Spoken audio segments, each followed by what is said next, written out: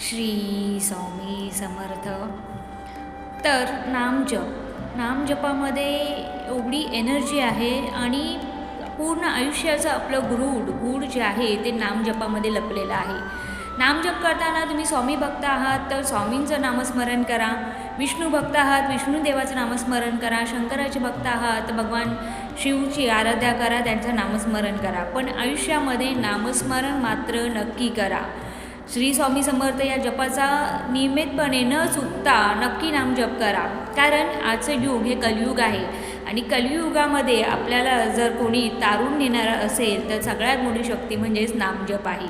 तर रोज न चुकता तुम्ही अगोदर सुरुवात केली नसेल तर जेव्हापासून हा व्हिडिओ बघताय त्या क्षणापासून नामजपाला सुरुवात करा. त्याच्यासाठी काही वेगळी तयारी करावी लागत नाही आहे. ज्या जागेवर बसलाय, ज्या परिस्थिती आहात त्या परिस्थितीमध्ये तुम्ही नामजपाला सुरुवात करू शकता.